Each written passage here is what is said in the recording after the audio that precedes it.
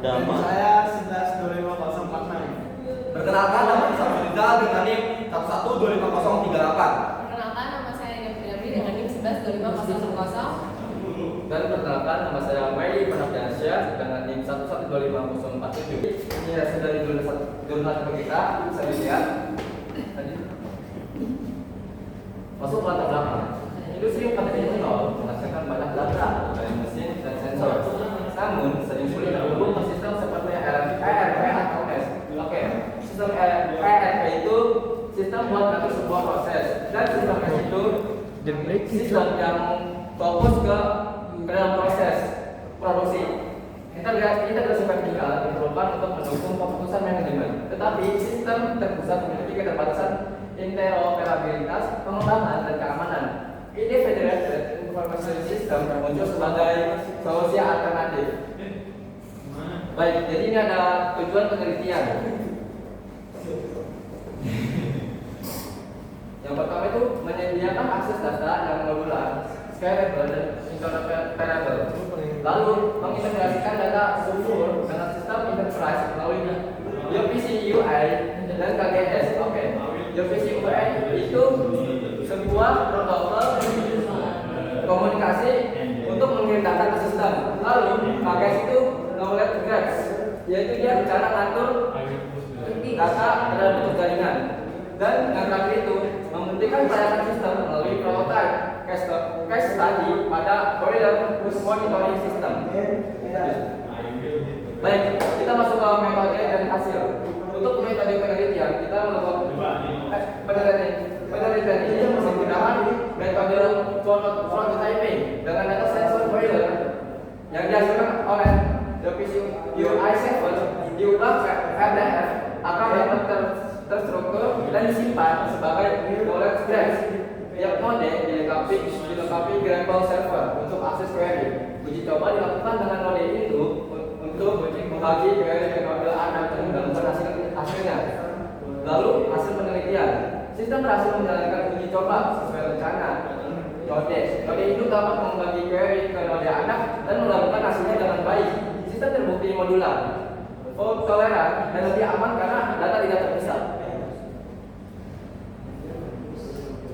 Lalu untuk penutupnya, sini ada diskusi serta kesimpulan. Nah, untuk diskusinya itu mendukung semantik interoperability dan knowledge graph di manufaktur menjadikan sistem fleksibel, aman, dan efisien. Namun tantangan muncul pada kebutuhan kompetensi tinggi, bernode dan struktur query graph yang kurang fleksibel. Untuk kesimpulannya, yaitu berhasil mendukung integrasi vertikal di manufaktur dengan prototype boiler memungkinkan akses data sensor hingga level atas. Pengembangannya dilanjutkan seperlukan untuk meningkatkan skalabilitas dan mengoptimalkan kecepatan query agar menghindari bottleneck. Oke, kelebihan dan batasan artikel. Kelebihannya adalah sistem modular dan scalable. Interoperabilitas tinggi berkat OpenCOA dan knowledge graph. Lebih aman dan privasi terjaga karena data tidak terpusat. Keterbatasannya adalah struktur graph masih kaku. Tiap node butuh kapasitas komputasi yang benar. Potensi bottleneck saat query melewati banyak ratusan node. Next. Latar belakangnya adalah industri 4.0 menuntut kecepatan, efisiensi, dan responsif. Yang utama adalah fragmentasi sistem dan kekurangannya interoperabilitas dan integrasi vertikal dan horizontal. Jadi solusi agar data mengalir lancar dari produksi hingga rantai pasar global. Tujuan dari metode penelitian adalah tujuannya menjelaskan konsep peran serta manfaat integrasi vertikal dan horizontal dalam konteks industri 4.0. Sekaligus menunjukkan bagaimana keduanya dapat meningkatkan efisiensi operasional, pengambilan keputusan, dan daya saingan perusahaan. Metodenya adalah metode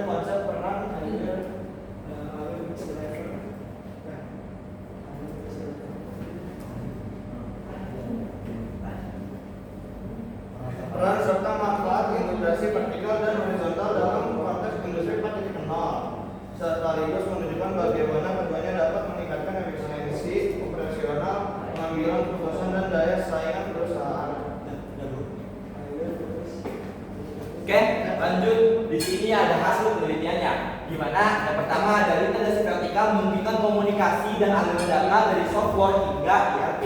Yang kedua ada integrasi horizontal menghubungkan perusahaan dalam rantai pasok, mendukung kolaborasi lintas organisasi. Yang ketiga, keduanya bersifat saling melengkapi. Tanpa integrasi simultan, misi pabrik cerdas sudah dapat tercapai. Lanjut. Oke, di sini saya bahas hasil diskusi dan kesimpulannya. Hasil diskusi di sini ada integrasi vertikal dan horizontal adalah strategi bisnis, bukan sekedar teknologi. Penelitian menegaskan pentingnya interoperabilitas digital, interoperabilitas digital twin dan standar terbuka. Tanpa integrasi, perusahaan bisa kalah bersaing di pasar global. Industri 4.0 melibatkan teknologi, keterampilan, dan pengetahuan untuk menciptakan sistem mandiri dan efisien. Perusahaan perlu memahami cara kerja baru, mempersiapkan teknologi, dan melakukan evaluasi untuk menemukan kelemahan serta peluang. Studi kasus di berbagai sektor akan menghasilkan laporan global yang mendorong investasi dan meningkatkan proses. Kelebihan dan keterbatasan. Untuk kelebihannya itu memberikan tinjauan menyeluruh tentang integrasi vertikal dan horizontal. Yang kedua, menyajikan hubungan langsung antara teori, standar, dan praktik industri. Yang ketiga, menjadi dasar teoritis yang kuat untuk penelitian lanjutan. Selanjutnya ada keterbatasan. Keterbatasan itu yang pertama, tidak ada data empiris atau studi kasus yang nyata diuji secara langsung. Yang kedua, lebih bersifat konseptual daripada praktik. Yang ketiga, kurang membahas aspek biaya dan tantangan implementasi di dunia nyata. Lanjut. Di sini ada sejumlah 3. Yang pertama judul artikel itu The Impact of Horizontal and Vertical System Integration and Quality 4.0, di mana penulis itu ada Alexander Jovicic, Marija Sapkowski, Mila dan Stefan Kocic, Ivan Magistrik, Nastasia Dirkicic, di mana tahun ini resmi dibuat tahun 2023. Nama jurnalnya itu International Journal of Quality Research atau Quality Festival 2023. Lanjut. Dan terakhir yang saya bahas itu latar belakang. Industri 4.0 menuntut transformasi digital pada manajemen kualitas. Tentang kaitan quality 4.0 dengan integrasi horizontal dan vertikal masih jarang. Padahal keduanya penting untuk efisiensi, kolaborasi, dan daya saing. Oke, selanjutnya saya akan membahas tentang tujuan dari metode. Yang pertama ada tujuannya dulu ya. Tujuannya yaitu meninjau literatur terkait hubungan antara Quality 4.0 dengan integrasi sistem horizontal dan vertikal, serta mengidentifikasi keuntungan, tantangan, dan solusi penerapan konsep tersebut dalam era industri 4.0. Lalu ada metodenya, itu pertama ada pendekatan sistematik literatur review. Sumber data dari metode penelitian yang kita ambil ini yaitu dari Google Scholar, Researchgate, Springer, dan Science Direct. Lalu teknik itu pencarian manual dan otomatis dengan kata kunci seperti Quality 4.0, Horizontal Integration, dan Vertical Integration. Lalu juga jumlah artikel yang ada 23 penulis relevan, penyusunan tabel bisnis tantangan, solusi serta manfaat dari integrasi sistem pada Quality 4.0. Oke, di sini ada hasil penelitiannya, ada manfaat, tantangan, dan solusinya. Kita akan bahas manfaatnya dulu. Manfaatnya itu dari integrasi peningkatan kualitas, efisiensi, produktivitas, kolaborasi, transparansi, serta pengambilan keputusan berbasis data. Itu manfaat yang kita ambil dari sistem integrasi dan horizontal. Lalu ada tantangan dari sistem integrasinya, itu pengelolaan big data, biaya tinggi, eksistensi budaya organisasi, dan keamanan data. Lalu selain ada tantangan, masih ada solusi di balik itu semua. Apa sih solusinya? Solusinya itu penerapan biotek, cloud computing, blockchain, penguatan platform IT, serta membutuhkan tim lintas fungsi. Oke, di sini kita akan membahas tentang hasil diskusi yang sudah kami diskusikan di kelompok. Integrasi horizontal dan vertikal saling melengkapi untuk mendukung Quality 4.0. Teknologi seperti AI, machine learning, dan cloud meningkatkan efektivitas, tapi butuh biaya besar dan perubahan budaya di dalam organisasi. Oke, kita masuk ke kesimpulan. Kesimpulan dari resume jurnal legal ini adalah Quality 4.0 perlu strategi integritas sistem yang tepat, integrasi horizontal dan vertikal meningkatkan kualitas, efisiensi, dan daya saing. Tetapi hambatan seperti biaya, budaya organisasi, dan teknologi baru masih perlu diteliti lebih lanjut. Dan yang terakhir ini kita ada kelebihan dan keterbatasan dari artikel.